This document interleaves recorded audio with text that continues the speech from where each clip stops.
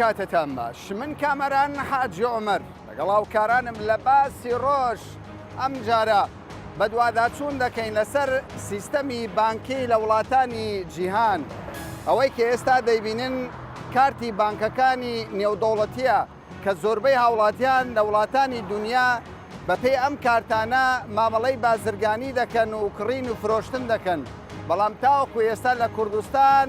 کڕین و فرۆشتن بە پارەی کاشە هاوڵاتی هەم کڕین و فرۆشتن هەم پارەکانیان لە ماڵەوە هەردەگرن و متمانە بە بانکەکان ناکەن ئێمە دەمانوێت بزانین هۆکاری ئەوەی کە هاوڵاتیان متمانیان بە بانکەکان نییە و چ پێویست دەکات حکوومەتی داهات و بیکات تاوەکو بانکەکان و هاوڵاتیان ئیتر بۆ لە مەودووە بە یەکەوە کار بکەن. حسابی بانکی تەیە تۆ؟ حسابی بانکی یەخەی مۆزەفی هەر بە عام ینی تۆ لە هەموو وڵاتێک بانقەیە و حسابێکی بانکی دەکەیتەوە پارە لە ماڵدانانی لە بانکدا دەنێ ناوەڵا بەخۆی زان کۆم لە هەموو شوێنێک لە هەموو وڵاتێک گەشتە حسابی بانکەیە بەڵام لەلای ئێمە بە عام نییە عێراق لەبەر چیە؟ لەبەر چی؟ لەبەری سیستەمەکە زۆر دواکەوتووە نەبیتە یعنی شش ڕسمیات باشە تۆ پارە لە ماڵێدا دەنیان لە بانک لە ماڵی دەدن چی دەباتە بانک؟ سیقەت بە بانکەکانی حتممە سیقەنیە بۆ سیقەی پێنا ئەزای لەبەر سیقەنیان ئەو داهاتە زەخمەیە ئەو پارە زەخمەیە کات لە چییە؟ یانی دەترسێ بانکەکە پارەکە زەوت شەخصێ ئێستا پارەی لە بانکی دانیار دەچی دەری پارە نییە شەخصێ شخصێ نزیک خۆم دەیناسم پارەی لە بانکە ناتانیم زۆریش بووە زۆرە نێگە یەک و دوو بێ حیساب باشە پێت وایە ئەوە خەلەل نییە لە مؤسسات و دامەزراوەکان لە حتمما ئەوە لە ئەستی حکومەتە ئێستا تۆ پارە ئەگەر ینی ئەو هەموو بانکە شەیە بەڵام سیقەت نییە پارە سیقەنیە ئەگەر لۆمە ئەگەر سیقە هەبی لۆمە زۆر باشتر ئێستا لۆ نمونە جەنابەت دێ عارزەشی لە قەتع عارزەشی دەکری زەویەکی دەکری ئەو زەویە کە ئەتوو دەکری دەرێ ماڵم لە مەسەرەن لە سلێمانیە یان لە دۆکە دوو بەیانی پارە لۆ دەم یان سێ بەیانی لۆ من باشترە ئەگەر تو سەچی باقیت هەبی یەکسەر پارەکەیت و ڕەسیدەکەیت و دێختە سەر ڕەسیدی من لە باق یعنی هیچ کێشەی باقی پارەمان لۆ دروست نابی ئەو زۆر میهمە بەڵام ملەتی مەلۆ ئەو شتەی ناکە ئەو بە جەنابیشتم گۆ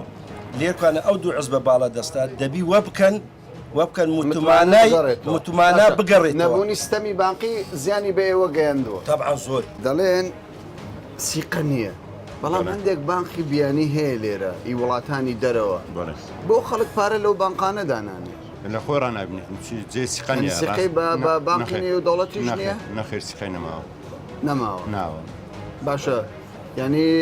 ئێوە کە لەو بوارەدا کار دەکەن پێشنیازی ئەوە دەکەن سیستەمی بانقی دابدرێت لە کوردستان زۆر چاشە کە دایبنێ ئێستا تا ڕادەیەک هەیە بەڵام خەڵک پارە دانانێ بڕای پێێ ئێستا مەسەلەن کە پارە هەیە سبێت دەستی داوا بکە نایدەنێ یان چەکەش دەدەنە مەسەلە لۆ ئێستا بەسیترینش لۆم قاولانە سەرفرای هەموو پارە خۆیان بە نیوە قیمەت وەرگرتەوە کابرا کو سیقەی بە بانک دەبینێ سیقەی نامێنێ سیقەی نامێنێ ناوەڵە باشە سیستەمی بانقی ئەگەر بەڕای تۆ حکومی بی باشیان ئەهلی بی نزانی چۆنە براکەم ئێستا یەک هاوڵاتی شوێشی من ئەگەم سیقەم بە حکوومەتەکەی خۆم نەبی چۆن سیقە بە باقەشی بیانی بکەم ئەم سیقەم بە حکوومەتەکەی خۆم نییە ڕۆژە تا ئێوارە ئەوانە مشکیلە ئەوان لە بەنیەکە مشکلە چ بەسی دەبی هەم لە پارتی ئەم لێچێت یەکسەر مۆزۆی دوی دارەی دێتەوە گۆڕێ ئەمە هەمومان زانی دوی دارەی چ کارە ساتە گولەوە ملەتی کەواتە بە هۆکارن ئەمە لە هەموو خەڵک پێما خۆشترە لەبەوە ئێمە لە ترسی ئەمنی لەوانە هەموو لەومە باشترە ئەم لۆ سبێنە علاگە پارێک بەدەست خۆم بگرم بچم لە شوێنە بیدەمە برادەرەگەم ئەوەی کە شتەکەم لێ کڕیە لە ڕووی ئەمنیەوە زۆر لۆمە باشترە هیچ مەشاکیلمان نابی لەو شتانە سەریحترە ناشکالی سبێنە لە چەندجا پەشیمان بوونەوە ڕوودەدا لە بینەوە حەقدانە پارە تاخیر بووە بازار بەسەدا شکای ئەخبار بەستا ناخۆش بووە بەڵام ئەگەر ئەو سیستەمە هەبی ئەمە هیچ مشکلەمان نامێنێت هەلێرەکە عەقدەکە بڕاوە خلاص یەکسەر ئەو ڕقم ئیسابەرێ دەدرێت داخلی سەر ڕقم ئیسابی جەنابە دەبی کابرا ناتوانانی پەشیمان بتەوە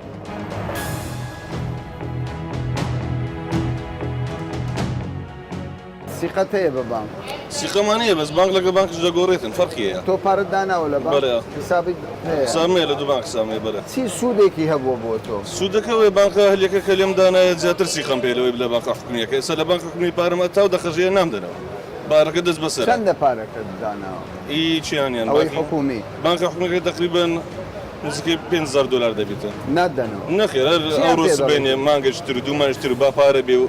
بود زەمان لۆ سەرف نەکرێت بۆ نوعی باشە ڕەشەگرێت زیانەکەت دەدەنەوە و ماوەیە کە پارەکەی تۆیان دەست بەسەردا والله زیانی چە مەمنونم جارە با پارەکەی خۆمە گرمەوە ینی جارێکی کامەدەنی پارە لە بانک نەخێر بەڵام لە هەلێکە ئامادەمە هەر دەخە پارەم زیاتر بیتن لە حەدی خۆم لەوێ دادێت باش ئێستا ئێمە لەو سەردەمە دەژین خەڵک سیستەمی بانقی بەکار نایەنی بڕوای پێ نییە و پێدوانێت کێشەی گەورە بێت زۆر کێشێت دەبان کو کێشن یاگە و پارەت و سیخەت بە بانکە بلێدانی هەم ئەوانی سوادە لێ دەکەن هەم بخۆش مسەفید دەبێگە زوو بدەنەوە داوا بکەیت لە هەردوو لا مسەفید دەبێت چاوەڕی چی لە حکوومەتی داهاتوو دەکەیت پێت باشە حکوومەت ئیش لەسەر ئەو بوارە بکە طبعا ئەکید ئیشی سبکە باشە ئەمە لە جات بڕۆین لە هەلێک دانن لە حکومی دادنێ حکومیەکە باش حکومیەکە باشە بەڵام ئەگە حکومیش بۆ نوعی بتن طبعا هەتا 20 ساڵی کەسی قەمان پێ ناویدانی ئارە تۆ لە ماڵی دادنێن لە بانک بۆ نابیتە بانک بخوای لەبەرەوەی نەکە حکومەت ئەو دەمینەی بی ئەمەلیشم پێ بیتن داوا بکەم حاضر نەبی لەبەرەوەی یانی ترسن لەوەیە پارەکەت زەوت بکە زەوت ناکە بەس حکومەت ئەو دەمی لە بەدەستی دانەبێ مش ئیشم پێوی لەبەرەوەیە بەسەوە شتێکی ئاساییە پێ دوایە بانک لە کاتێکدا پارەی خەڵک بەکاربیێنی بۆ شتێکی دیکە ینی کابرا پێویستی بە پارە بینەی داتەوە سەردەمەشی بەکاری دەینە بەس ستا زەحمەتە لە پێشتر وا بوو. بۆ ئێوە سیستەمی بانقی هەبی باشیان نا بە تاکید وایە بە تاکید سیستەمی بانقی هەبی باشترە باشترە. ئێستا لە پارەکەی خۆشی ئەمینە لێ مرتاحترە ئێستا مەسەنەوەی پارەی هەیە لە ماری هەمووی عەرەسە عەرەسە هەمووی عەرەسە لە دیار پارەکەی بەس خەرکەکە چییە سیقەی نییە ئێستا تو پارەی لە بانقی دادنەی بچی داوای پارەی خۆت بکەی و نادەنەوە ینی گەورەترین کێشە ئەوە ئەوەیە ئەگەنا سیستەمی بانقی سیستەمەکی زۆر چاکە سیستەمەکی زۆر پێشکەوتووە ئیشاڵە حکوومەتی هەرێمی کوردستانیش ئەو سیقەی لە بۆ خەرچی دەگەڕێنەوە خەرک پارەی لە بانقی دانێ بەڕاستی تشتێکی زۆر زۆر ینی چاکە پێت باشە کار لەسەرەوە هەر بکرێت تشتێکی زۆر زۆر باشە زەرەری لێ ئێوە داوە ئەو کاتێ دەبینی ئێوە مورکێک دەفرۆشن یان کاڵایەک دەفرۆشن ترستانەوە بی پارەکە تەزویر بی ساختە بی ئەوە کێشە نییە بە تاکید زۆر زۆر کێشەیە کێشەیە. ئەتو جارەیە مەسەلەن هەیە مرکەچی گەورە دەکری ئەو پارەی کو بژمێری بەترسەوە دەبا یعنی خۆ کابرا ناشکرێگە معاملاتی بکە دوو عەرەسی لە دیارە خۆی دانێ بە تاکید ئەگە سیستەمی بانقی دابدرێ سیستەمێکی زۆر زۆر باشە لە هەموو وڵاتانیشەیە بەس دەوڵاتی ما سیقە نمایە سیقە نمایە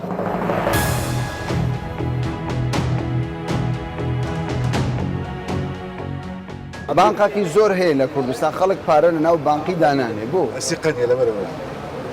لەبەر چیان باوەڕێ نییە یاری حکوومەت هەیە ینی حکوومەت لە بەغدایە لێرەیە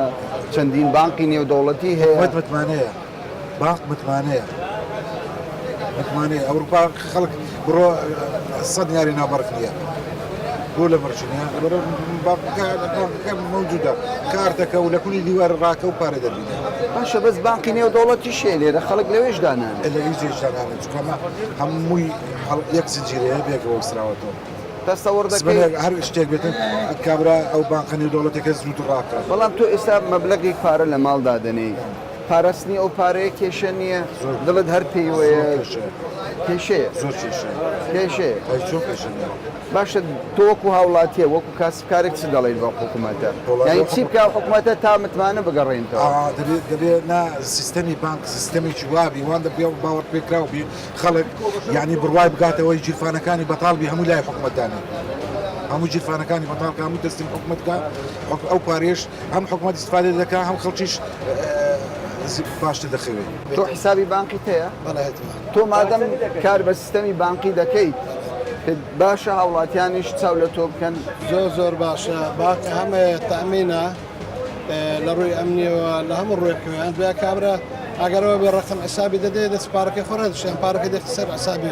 زۆر ئاسانترە بەس خەڵکەیمەوە لێ ڕەناتێ لێ ڕاناتێ کەوای خەلەل لە خەڵکەیان لە حکوومەتە وڵای دەبی هۆر بشێن هاوکارێک بن حکوومەتی جواب بکە خەڵکە درێنێ ئەوەی متمانەی بۆ بگەڕێتەوە بە حکوومەت و بۆ باخکەش.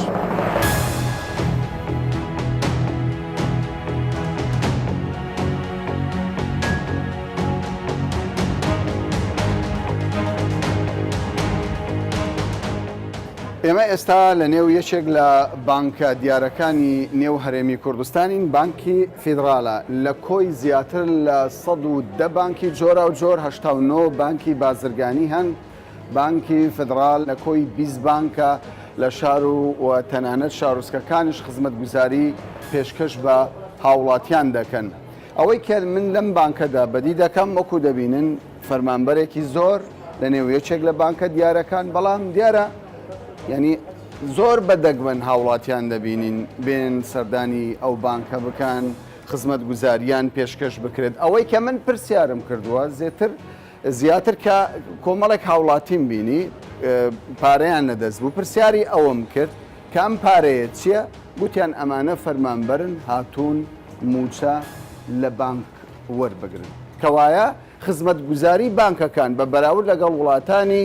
دنیا و دراوسێ سیستەمی بانکی لە هەرێمی کوردستان بەم شێوەی ئێستایە کە دەیبین.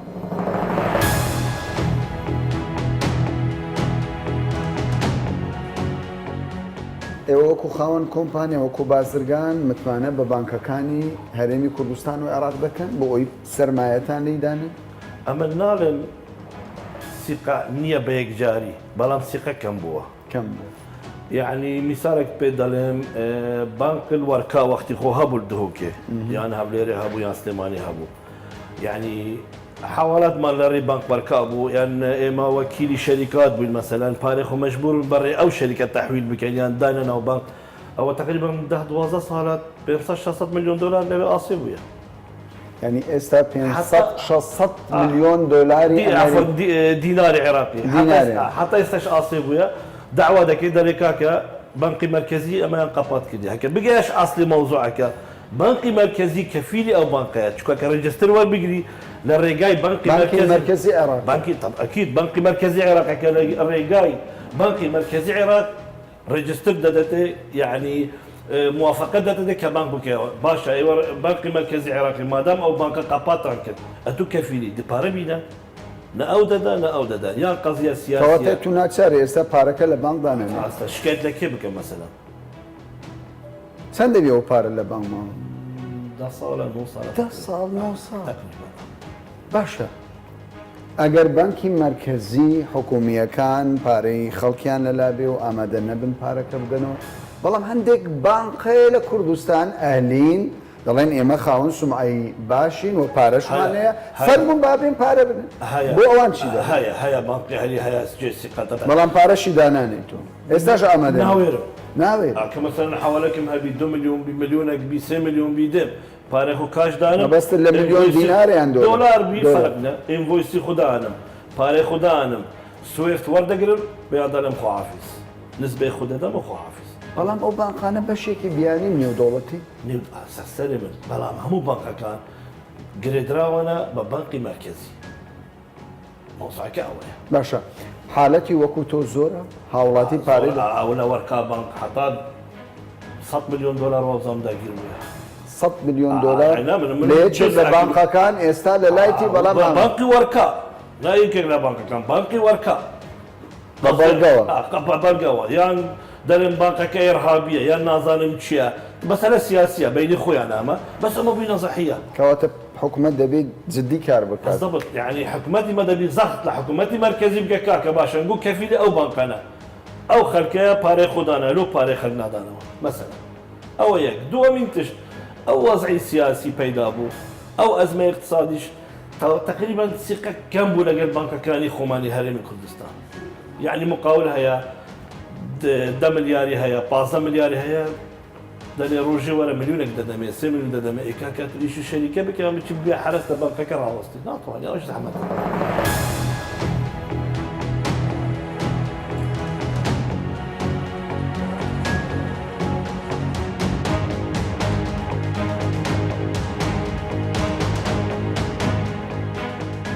بە پێی زانیاری ئێمە زیاتر لە 110 بانکی جۆرا و جۆر لە هەرێمی کوردستان هەن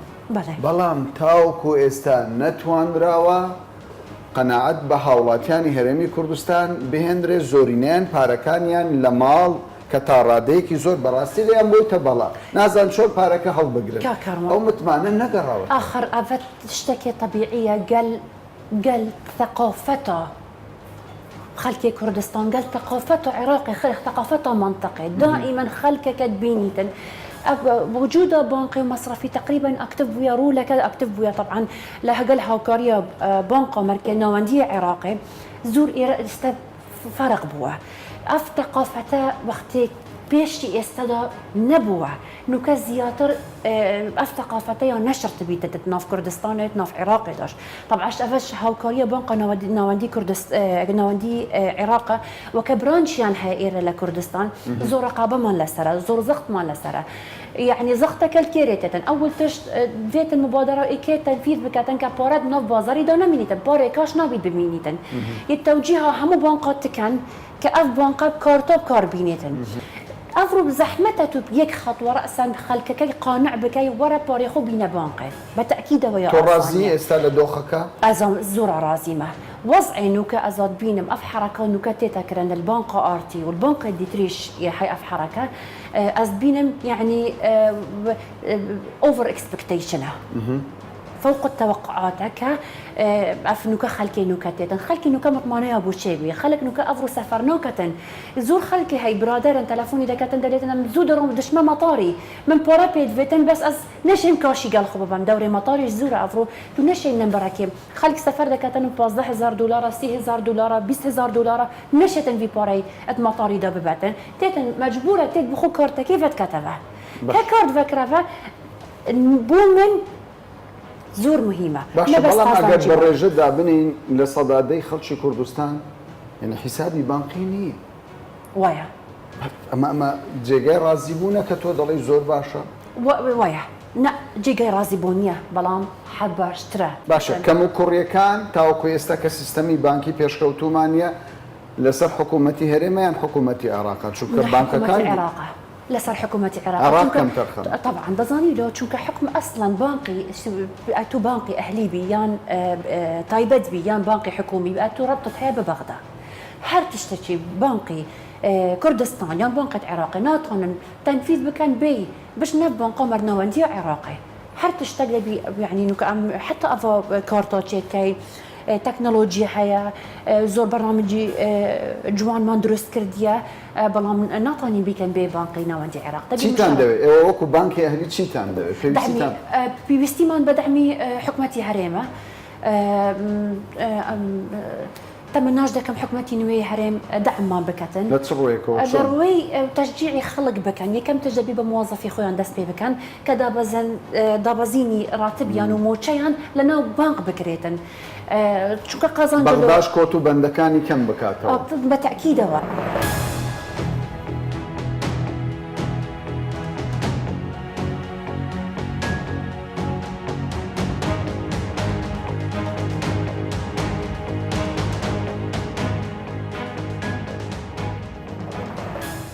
دەگوترێت شادەماری ئابووری هەر وڵاتێک بریتە لە بوونی سیستەمی بانکی بۆچی لە کوردستان دوای ئەو هەموو ساڵە حکومڕانیە نەتوانراوە سیستەمێکی بانکی سەرکەوتوو کە هاوڵاتیان متمانەیان پێ هەبێ پەیڕۆ بکەن ئێمە سیستەمی بانقیمان هەیە بەڵام سیستەمی بانقیمان متەتەوەر نییە پێشکەوتو نییە وەک دەوڵەتانی پێشکەوتو بەڵام کە بنیەی ئەساسی ئێمە سیستەمی بانقیمان وەک هەموو بانکەکانی جیهان بەڵام سیستەمی ئێمە هێشتا یەدەویە نەکراوەتە سیستەماتیک بە ئەلکترۆنیکردن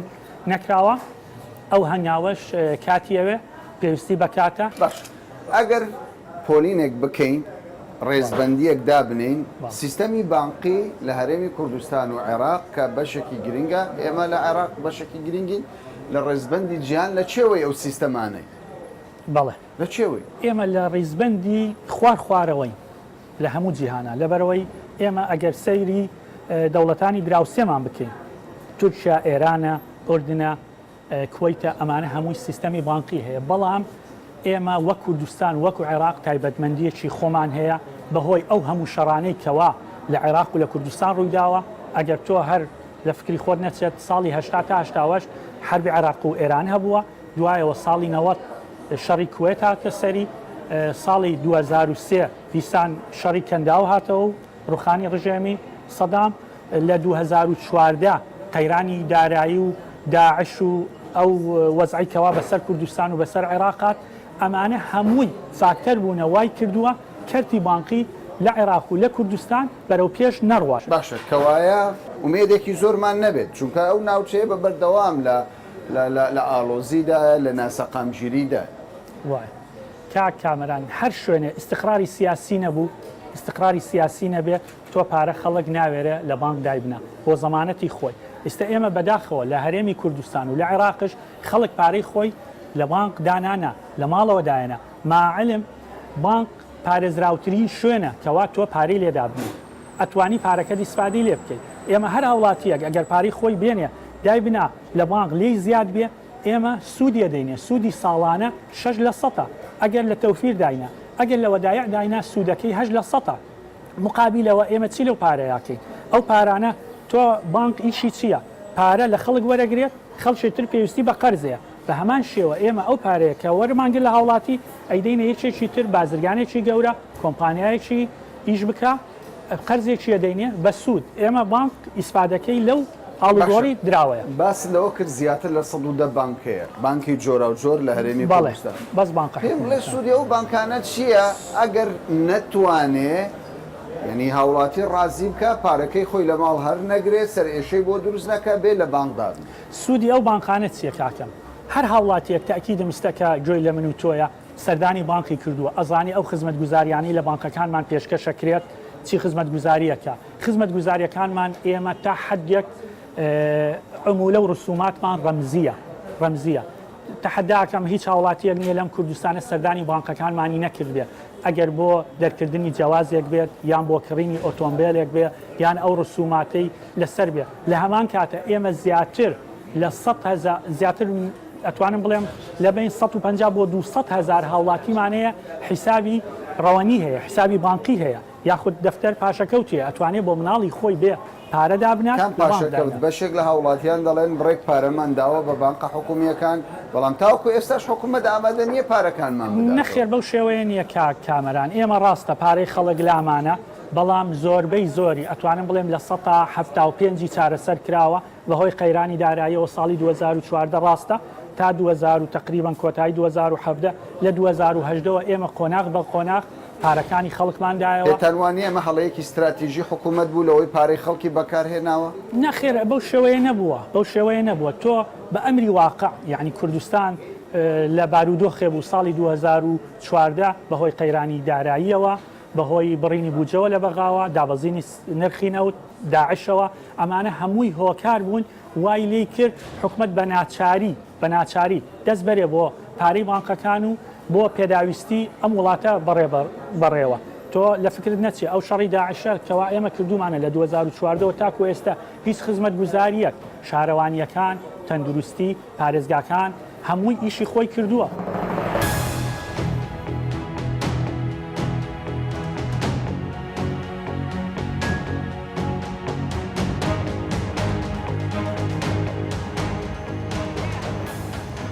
لە ماوەی ڕابردوودا بانکەکانی حکومی عێراقی نەیانتوانیوە متمانەی هاوڵاتیان بپارێزن و بەشێکی زۆری پارەی هاوڵاتیانیش تاوەکو ئێستا کە مەقسەی لەسەر دەکەین لەلایەن بانکەکانی حکومی عێراقیەوە تاوەکو ئێستا ماوەتەوە و ئامادەنین ئەو بڕە پارەیە کە پێشبینی دەکرێت زیاتر لە 500 ملیار دیناری عێراقی بێت بۆ هاوڵاتیانی هەرێمی کوردستان بگەڕێندرێتەوە. هاوڵاتیان دەڵێن ڕاستە ئێمە زەحمەتێکی زۆر دەبینین لەوەی کە پارە لە ماڵی خۆمان هەڵبگرین و لە دەرەوەی بانگەکان بیان پارێزین بەڵام لەگەڵ ئەوەشدا باشترە پارە لە گیرفانەکانی ئێمە بێت نەوەک لە بانکەکانی کوردستاندا تا باسێکی دیکە و بابەتێکی دیکە بەخواتان دەست.